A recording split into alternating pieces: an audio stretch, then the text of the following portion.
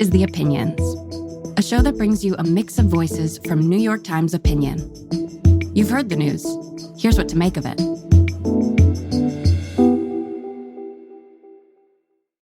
My name is Nicola Guess. I am a registered dietitian, and today we're going to be talking about ultra-processed food.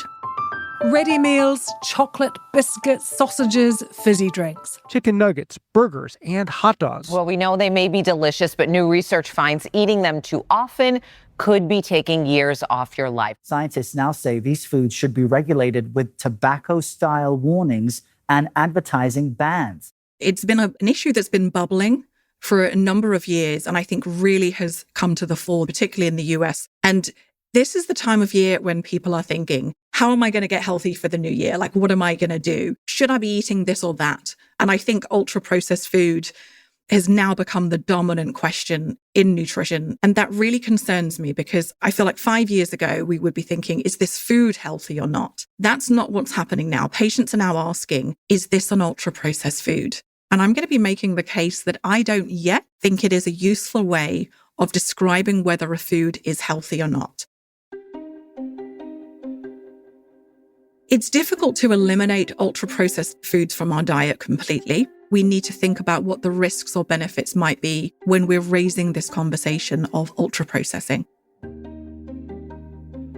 In America, 75% of ultra-processed food is high fat, high sugar, or high salt food. But what is the grey? It's that other 25%. And that is things like breads and cereals and yogurt products, most of which are probably neutral or actually good for us.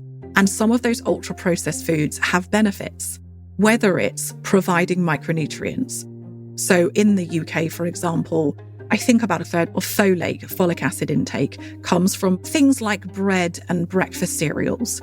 Do we really want to be warning people off products that give us a micronutrient that young women are lacking? Shelf stability isn't a bad thing. It helps reduce food waste. It makes food more affordable. Is that a bad thing? And then you have the environmental question.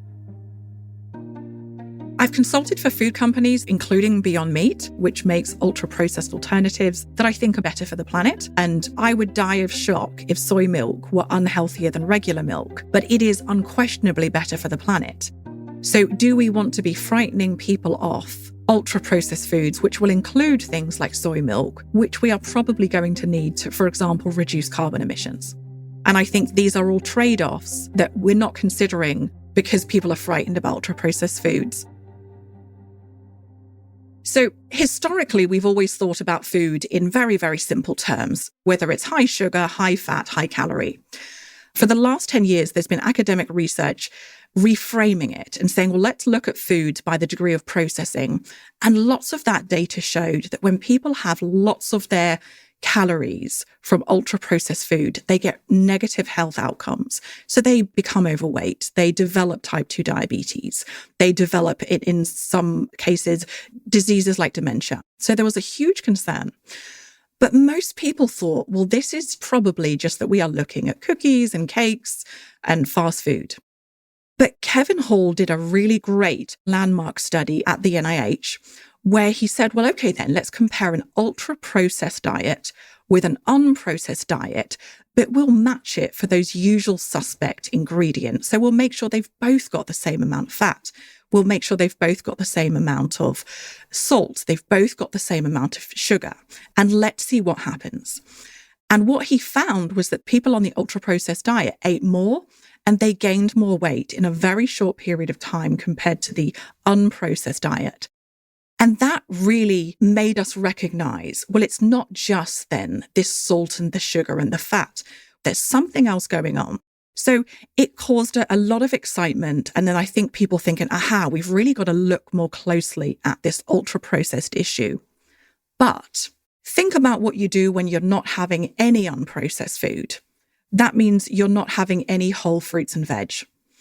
And to me, this is a big limitation of that study, is that yes, the diets were matched for sugar and salt and things like that, but they weren't for fruits and vegetables.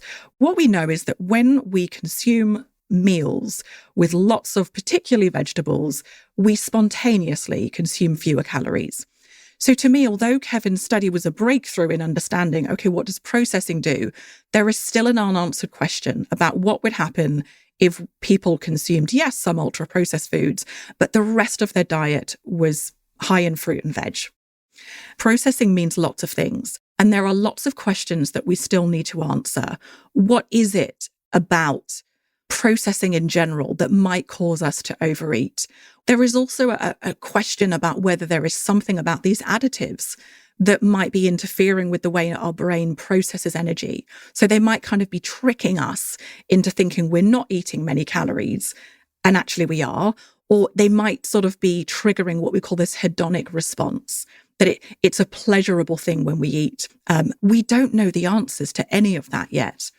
And so my concern is what we should be doing is, in terms of advising people about what is healthy, is go with what we are certain about. So we do not need more research to understand that donuts, fast food, burgers, sugary drinks are unhealthy for us. And in my opinion, we should be acting on that rather than getting carried away by, does this jar of hummus or pasta sauce have an emulsifier in it, or whether it's got an ingredient you don't recognize on the label. So the way to stop people consuming all of this unhealthy stuff is basically availability and price. It's not like you go to the movie theatre and, oh, here's a bag of dried fruit, or here's some fruit and nuts. In America, about a third of people have fast food every day. About 30% of people are having fast food probably 3 times or more a week. In the US, 1 in 6 kids is having fast food maybe twice a day, is having potato chips and an energy drink on the bus in the morning for school. So wherever we are exposed to, can we call it crappy food? I mean, all of us know it's not good for us, but it's right there, it's convenient. And that's our problem that we need to fix, in my opinion, is changing the food environment so it's not so available. The best proposal I've seen is that you put a tax on these foods, or so a levy on those foods, and use that to subsidize healthier foods. So, for example, vegetables. And I think that's a useful, pragmatic way forward. And even it could be easier in institutions. So, for example, lots of college campuses, lots of healthcare institutions are large enough that if they implemented some of these changes, it could have a real effect locally. The food industry aren't going to like that. But what we don't want is companies to make profit out of stuff that's making us unhealthy. For example, the big soda companies are not going to like any proposal to remove their products from school. So this has to be driven by the public supporting their governments to enact these changes.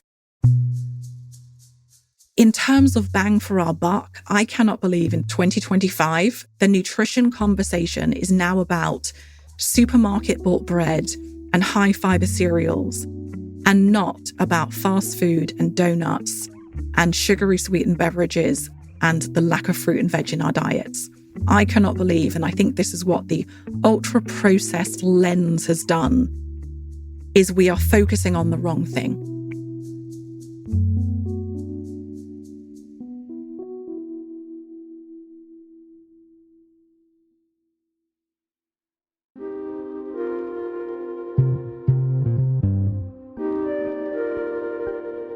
If you like this show, follow it on Spotify, Apple, or wherever you get your podcasts. This show is produced by Derek Arthur, Sophia Alvarez-Boyd, Vishaka Durba, Phoebe Lett, Christina Samuelewski, and Jillian Weinberger. It's edited by Kari Pitkin, Allison Bruzek, and Annie Rose Strasser. Engineering, mixing, and original music by Isaac Jones, Sonia Herrero, Pat McCusker, Carol Saburo, and Afim Shapiro. Additional music by Amin Sahota. The fact-check team is Kate Sinclair, Mary Marge Locker, and Michelle Harris. Audience strategy by Shannon Busta, Christina Samuelewski, and Adrian Rivera. The executive producer of Times Opinion Audio is Annie Rose Dresser.